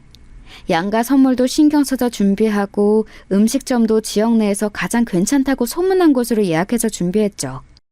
그런데 그날 그 자리는 분명 그쪽 부모님과 우리 쪽 부모님만 모시고 6명이서 소박하게 진행하기로 했었거든요. 그런데 갑자기 당일 식사하고 있는 가게에 형수 2명이 마침 식사하러 왔는데 보았다며 자리에 합석하겠다는 겁니다. 어떻게 이런 우연이 있지? 오랜만이에요, 유미씨. 이렇게 된 거 같이 식사해요. 우리도 가족인데 뭐 어때? 괜찮죠, 어머님, 아버님? 아니, 서울 시내 음식점이 거기만 있는 것도 아닌데 어떻게 거기서 그렇게 마주치나요? 게다가 형수 2명 모두 다요. 심지어 우리 부모님한테는 양해도 구하지 않고 냅다 앉으려는 게 기분이 영 안 좋더라고요. 뭔가 의심스러웠지만 하도 반가운 척하기에 어쩔 수 없이 그냥 저도 웃으며 맞이했습니다. 예비 시부모님도 당황하신 듯 했지만 달려드는 2 사람을 막아낼 힘은 없어 보이셨죠. 전 만약 헛소리하며 당장 나가라고 해야겠다고 속으로 다짐하고 있었습니다. 그렇게 진상 형수들이 자리에 앉으려는데 남자친구가 굳은 표정으로 앞을 막으며 나섰습니다. 오늘은 상견례 자리예요. 형수님, 양가 부모님과 함께 식사하는 자리니 형수님들과는 다음번에 자리를 마련할게요. 딱 잘라서 거절하는데 제가 알던 사람이 아닌 줄 알았네요. 그렇게 단호히 말하니 그 드세던 형수들도 아무 말 못하더라고요. 그래도 전에 했던 말이 거짓은 아니었다는 걸 확인하게 돼서 내심 뿌듯했습니다. 형수들은 알겠다며 그렇게 돌아갔어요. 저희 부모님도 익히 형수들에 대한 이야기를 저를 통해 들었었기 때문에 넌지시 그쪽 부모님에게 물었어요. 원래 저렇게 다들 가까운 사이시냐고요. 그랬더니 어머님이 말씀하시길 원래는 전혀 그렇지 않았다며 결혼 초반에는 큰 형수, 작은 형수 둘이 만날 때마다 지지고 볶고 싸웠대요. 큰 형수는 텃세가 심하고 아랫사람을 잡으려는 군기가 너무 강해서 어머님도 혀를 내두를 정도였다는 겁니다. 거기서 어머님이 말씀해 주셔서 처음 알게 된 게 사실 큰 형수는 잘 사는 집안이 아니라는 거예요. 어렸을 때부터 힘들게 자랐고 밑으로 동생이 줄줄이 있어서 첫째 노릇 하다 보니 지금까지도 저렇게 윗사람처럼 구는 것 같다고 하시더라고요. 그 말에 엄청 놀랐어요. 누가 봐도 태생이 금수저인 척하면서 온갖 귀티 부티는 다 냈었는데 그런 비밀이 있으니까 남편도 어느 정도는 알고 있던 눈치긴 하더라고요. 갤러리는 무슨 돈으로 했을까 싶었지만 그래도 지금 잘 꾸미고 다니니 벌이가 꽤나 안정적인 거겠죠. 큰 형수가 그렇게 길을 누르려고 하면 둘째 형수는 고분고분하게 듣지 않고 일일이 말대꾸를 했다고 해요. 툭 하면 대들고 모임 있는 날에는 일부러 늦고 핀잔 주면 기분 나쁘다며 일어서 버리고요. 둘째 형수도 보통이 아니더라고요. 지금은 서울 근교 지역에서 사는데도 본인이 소위 대치동 키즈였다는 것에 자부심이 엄청 컸대요. 그 꼴이 보기 싫었던 건지 한 번은 첫째 형수가 둘째 형수한테 있는 척 하지 말라고 해서 대판 싸우고 그랬다 하더라고요. 그런 식으로 늘 둘이 부딪혀서 골머리를 앓았는데 말릴 방법이 없어서 그냥 두셨다고 해요. 남자친구 형들도 못 말릴 정도라고 했으니까요. 이 또한 남자친구도 모르는 이야기였는지 놀라더라고요. 그러던 어느 날 할머님 제삿날이 돼서 제사상을 차리는데 아버님이 갑자기 쓰러지셨대요. 심각한 일은 아니었지만 집에서 요양이 필요하셨던지라 어머님이 다른 일에 신경을 못 쓰시는 상황이셨나 봐요. 원래는 며느리들에게 설거지도 안 시키는 분인데 이번 한 번만 부탁하셨대요. 그래서 일을 도와주러 둘이 왔는데 엄청 하기 싫은 티를 내면서 투덜거리더랍니다. 그 모습이 섭섭하고 보기 싫어서 어머님이 한 소리 하셨는데 그때 둘이서 쑥덕거리더니 그 뒤로 화해한 건지 뭔지 갑자기 아이 둘이 딱 붙어서 다니더라는 겁니다. 아마도 시댁 욕하면서 서로 쿵짝이 맞아 친해진 것 같다고 웃으며 말씀하시는데 어쩐지 시어머님이 짠하게 보일 정도라고요.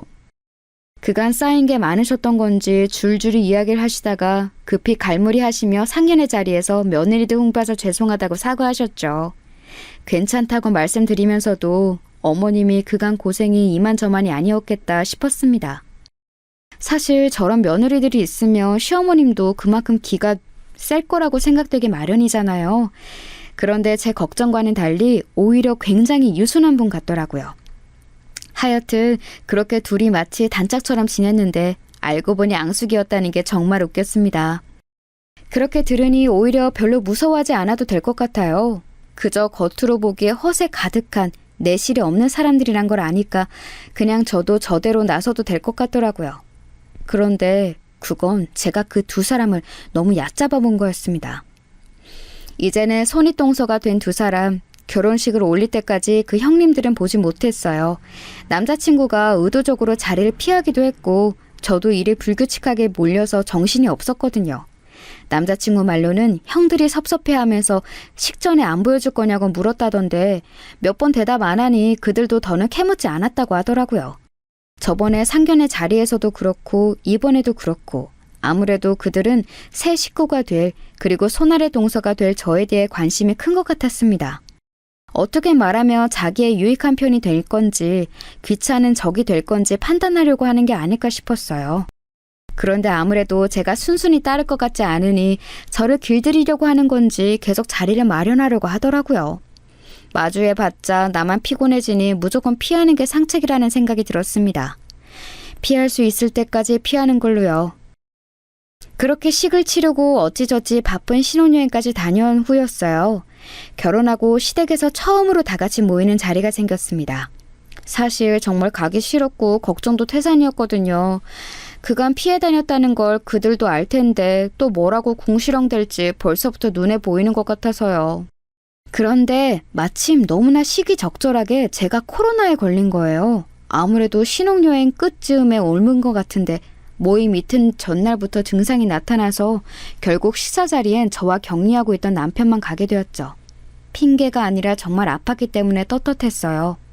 전 물론 시댁 부모님께는 너무나 죄송스러워서 전화로 연락드린 뒤 사과드렸지만 사실은 어찌나 행복하던지 열도 많이 나고 증상 때문에 살도 쏙 빠졌는데 하나도 힘들지 않았답니다.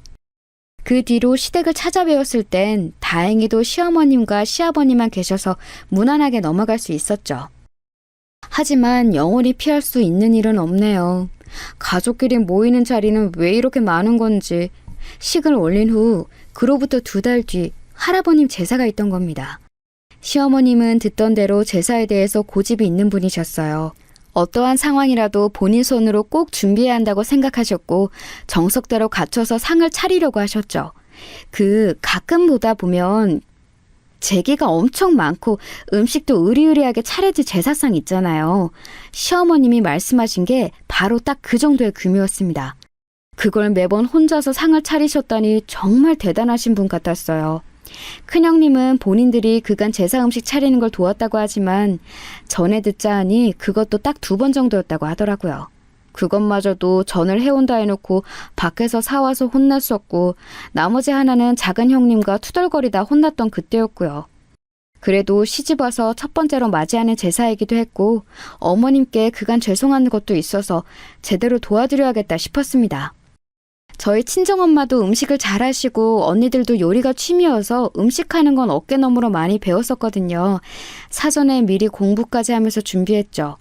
그렇게 제사를 앞둔 일주일 전날 어머님이 팔을 다치셨습니다.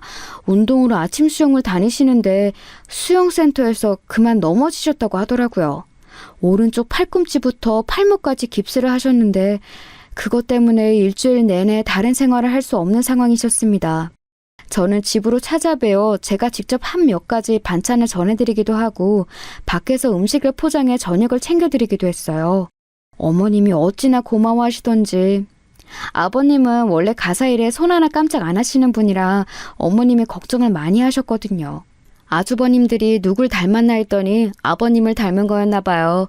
하여튼 시어머님은 제게 고마운 게 많지만 그럼에도 제사상은 차리지 않을 수 없다며 미안한 부탁을 하셨어요. 그런데 어떻게 거절할 수 있겠나요? 그런 사정 때문에 제사상은 결국 저랑 형님들이 준비하게 된 거죠.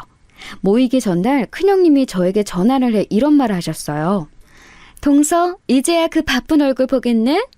동서가 안 보이는 동안 우리가 상 차리고 고생했으니까 이번엔 동서가 힘 좀 써봐. 안 돕겠다는 건 아니고 우리도 가서 이것저것 힘 보태긴 할게. 아, 작은 동서가 보는 거지? 그래도 처음으로 준비하는 제사인데 재료비 너무 아끼지 말고. 그건 어머님이랑 아버님한테 이것저것 챙겨드리며 뒤에서 혼자 애쓴 것 같던데 그런 것처럼 이것도 효도하는 마음으로 잘 준비해보자고. 잘할 수 있지? 딱 봐도 제가 시부모님 챙겨드는 걸 고가워하는 뉘앙스였습니다.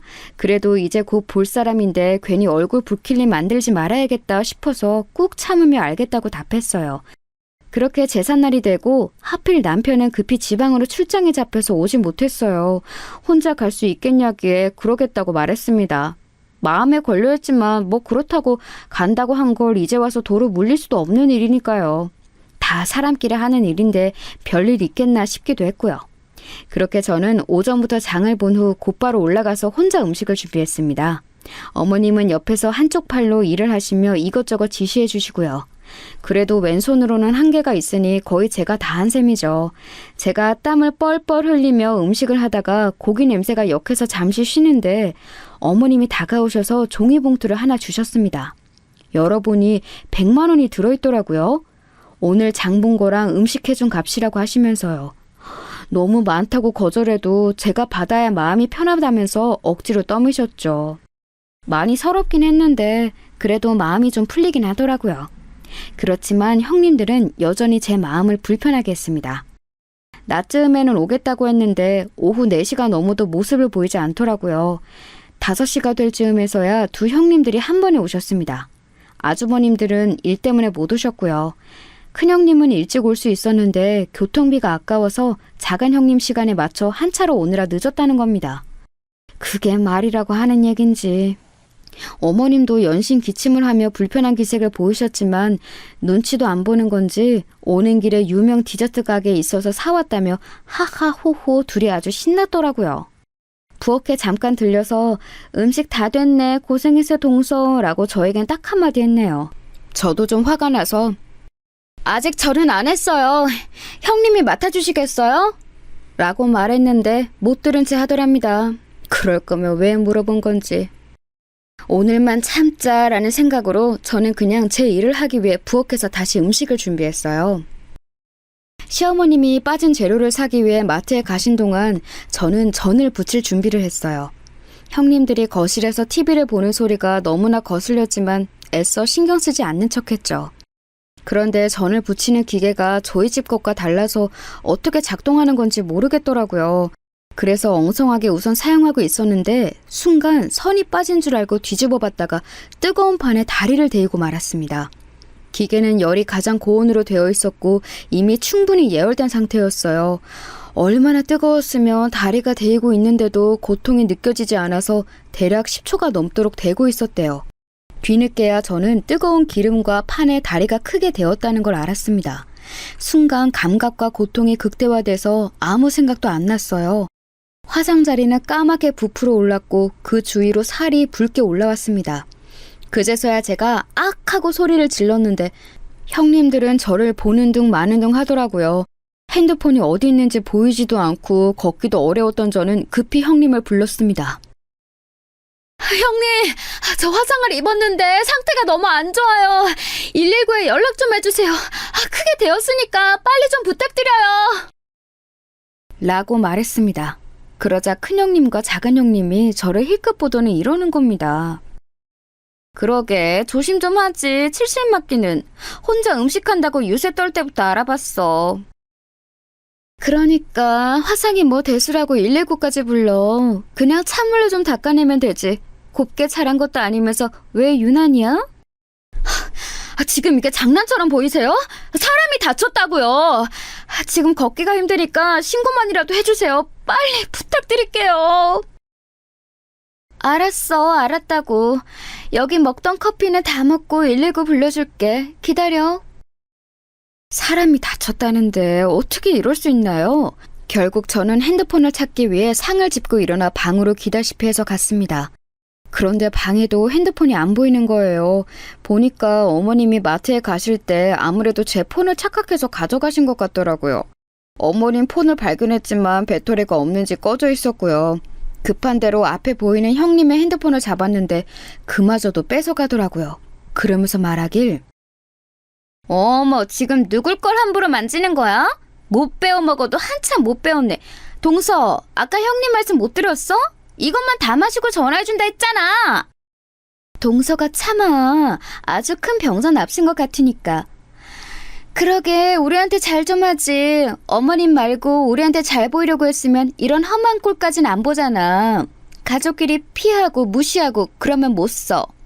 막내 동서 우리가 얼마나 잘해주려고 했는데 그 속내도 모르고. 그제서야 큰형님은 폰을 들어 신고를 했습니다. 제가 다치고 나서 15분가량이 흐른 뒤였죠. 저는 다시 화장실로 가서 찬물을 약하게 틀어 상처 부위에 댔습니다. 맨달이어서 화상의 정도가 심했고 분명 흉터가 크게 남을 정도로 컸죠. 하필 퇴근 시간과 겹쳐서 119가 늦게 도착했습니다. 저는 들것에 들려서 병원으로 향했습니다. 3도 화상이었고 보통 기름에는 2도 화상 정도 있는데 저는 훨씬 더 심각한 정도라고 했습니다. 피부 이식 수술까지 받아야 했고 제대로 치료하지 않으면 심한 후유증이 남을 거라고 했어요. 한시라도 빨리 응급처치를 해야 하는데 시간이 어느 정도 지난 것도 문제였죠. 너무나 절망적이었습니다. 하필 다리에 평생 남을 흉터가 생길 거라니. 고통도 고통이었지만 당시 형님들의 태도 때문에 우라가 치밀어 올랐어요. 인간이 어떻게 그럴 수 있나요? 그날 그때를 생각하면 도저히 잠이 오질 않을 정도였습니다. 저는 남편과 시어머님에게 이 사실을 알리면서 형님들은 인간도 아니고 다신 상종하지 않겠다고 말했습니다. 어머님도 형님들의 행동에 단단히 화가 나서 크게 혼내셨다고 했어요. 하지만 그건 저에게 별로 중요치 않았어요. 분명 그 인간들은 한 귀로 흘렸을 테고 제가 다친 것에 기뻐하고 있었을 테니까요. 그걸 상상하며 정말 제대로 앉아있기 힘들 정도였습니다. 당장이라도 가서 쌍욕을 하고 흠씬 두들겨 패고 싶은 심정이었거든요. 그 인간들 저에게 사과 한마디도 없었습니다. 아주버님들이 남편을 통해 전화해서 괜찮냐고 묻는 정도였죠. 결국 전 스트레스가 극에 달했는지 저는 매일 밤 악몽을 꾸었고 늘 꿈에서 누군가와 싸우는 꿈을 꾸며 계속 소리를 질렀어요.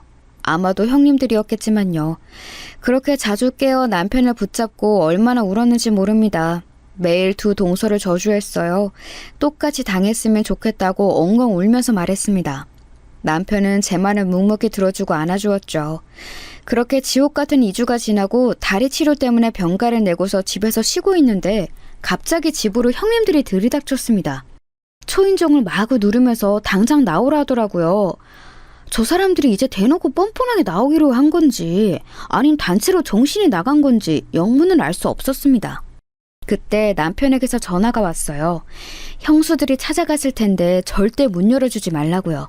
본인이 곧 도착하니까 조금만 참으라 하더라고요. 저는 알겠다고 하고 그냥 방 안에 있었습니다. 잠시 후 현관 앞에서 싸우는 소리가 들렸고 남편이 들어왔습니다. 곧이어 형수들도 들어왔죠. 어떻게 서방님이 그럴 수가 있어요? 하고 나서 그렇게 깽판 부려놓으면 내가 모를 줄 알았어요? 깡패야 뭐야 대체 너!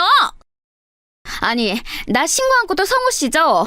이제 보니 우리 둘한테 작정하고 덤빈 거네. 나 이대로는 절대 못 넘어가요. 사람 잘못 건드렸어. 둘 다 안 계실 때 한 일이라 설명을 못 드린 것 같은데 그럼 이제 설득해 드릴게요. 첫 번째 큰형수. 형수 학원 차릴 때 큰형이 자금 부족하대서 제가 자금 대뒀죠? 그거 차용증도 있는데 기한 한참 지날 때까지 돈 안 갚았죠 저한테? 미술 학원 차려놓고 갤러리 하는 척하면서 꼴값 떠는 거 다 봐줬더니 가족한테 사기를 치려고 해요? 신고하세요. 나도 맞고소하고 그쪽이 무슨 짓 했는지 나도 동네반도 다 떠들 테니까. 큰형님이 한다던 갤러리는 사실 미술학원이었고 심지어 그게 남편이 자금을 대줘서 차릴 수 있었던 겁니다. 남편은 여태껏 그걸 눈 감아주고 있었던 거예요. 그런데 이번에 학원에 가서 원장 나오라고 일부러 크게 소란을 피웠고 일부러 큰형님에 대한 나쁜 소문을 낸 겁니다. 이 사실을 작은 형님도 몰랐던 건지 커다래진 눈으로 큰형님에게 묻더군요. 갤러리는 거짓말이었냐고요. 큰형님이 대답을 제대로 하지 못하고 어물쩡대자 남편이 말을 이어갔습니다. 그리고 작은 형수, 그 보조제 허위 과정 광고인 거 아시죠? 성분 속여서 판 거잖아요. 작은 형은 모르고 있던데 그대로 두면 우리 형까지 점점 더 날아갈까봐 제가 신고했어요. 사람들이 모르면 안 될 것 같아서 제가 인터넷에 글을 올렸고요. 이거로 형이랑 연 끊겨도 상관없어요. 전 오히려 제가 구해준 거라고 생각하니까. 그래도 형수 머리 나쁜 거 티내지 말고 떳떳하게 살자고요. 그놈의 대치동 그만 좀 대고 지금 본인이 어디 살고 있는지 어떻게 살고 있는지 현실 좀 직시하고요. 형수 두 분 다 제 와이프가 도움이 필요할 때 인간성을 버리고 무시했지만 저는 두 분을 구제해드린 거예요. 인간 쓰레기로 더는 살지 않게.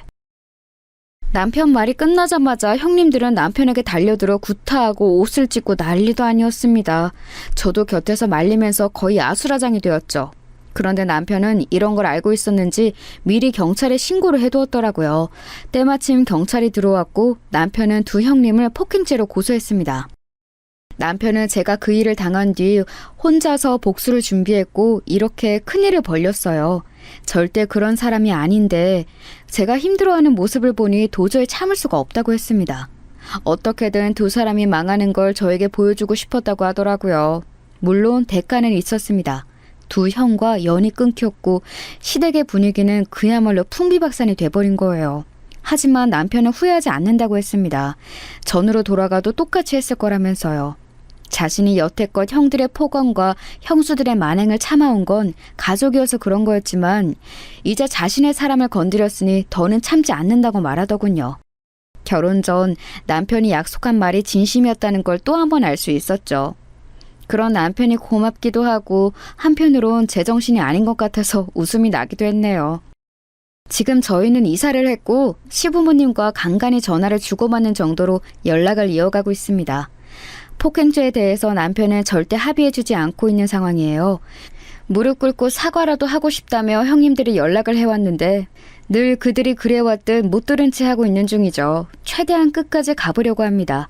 제 안의 응어리가 완전히 사라질 정도로요. 그래도 이제 밤에 잠은 잘 자게 돼서 그나마 다행인 것 같아요. 치료하면서 남편과 서로 마음을 위로하고 치유하면서 다시 또 열심히 살아가려고 합니다. 그 두 사람의 결말이 최악이길 기도해 주세요. 지금까지 제 이야기를 들어주신 여러분, 감사합니다.